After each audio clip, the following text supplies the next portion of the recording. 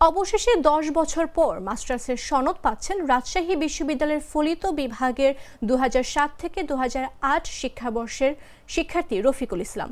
শিবির সন্দেহে এবং বিভাগের শিক্ষকদের অন্তঃকোন্দলনে মাস্টার্সের থিসিস জালিয়াতির অভিযোগে এনে তার ছাত্রত্ব বাতিল করা হয়। ফলে প্রায় ১০ বছরেও প্রকাশ হয়নি রফিকুলের মাস্টার্সের ফলাফল। গত ৫ নভেম্বর শিবির সন্দেহে আজও মাস্টার্সের সনদ পাননি রফিকুল ইসলাম শিরোনামের প্রতিবেদন প্রকাশ করে জাগো নিউজ। এরপরই বিষয়টি হল প্রশাসনের নজরে আসে।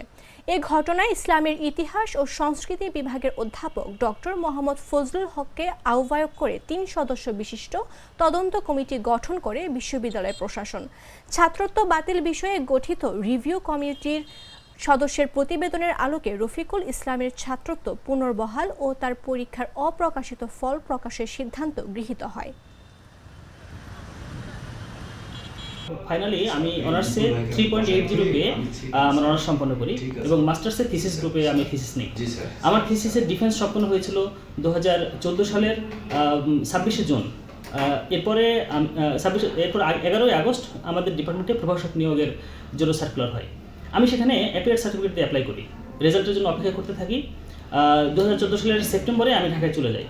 হুট করে সেপ্টেম্বর মাসের শেষের দিকে কোনো সময় জানতে পারি আমার সুপারভাইজারের বিরুদ্ধে মার্কস টেম্পারিং বা হাতে হাতে নকল নম্বরপত্র নিয়ে আসা এরকম একটা অভিযোগ আনা হয়েছে। এই বিষয়টা ইউনিভার্সিটিতে অনেক কিছু করতে থাকে, ডিপার্টমেন্টে অনেক সমস্যা চলতে থাকে। সেই সময় পর্যন্ত আমার থিসিস নিয়ে কোনো সমস্যা ছিল না বা আমার রিলেটেড কোনো সমস্যা ছিল না। এরপরে ডিসেম্বর যখন শেষ হয়ে গেল 2015 সালের প্রথম দিকে আমি জানতে পারি আমার ডিপার্টমেন্টের একজন শিক্ষক আমার বিরুদ্ধে থিসিস জালিয়াতির আমার একটা স্মার্ট সিদ্ধান্তে 25% গ্যাসের খরচ কমেছে। ভাবছেন কিভাবে? সাধারণ গ্যাস স্টোভ বদলে আমি এনেছি আরএফএল গ্যাস স্টোভ। এর সাইন্টিফিক নজল ও ব্রাস বার্নার ক্যাপ সমানভাবে তাপ ছড়িয়ে রান্না করে দ্রুত।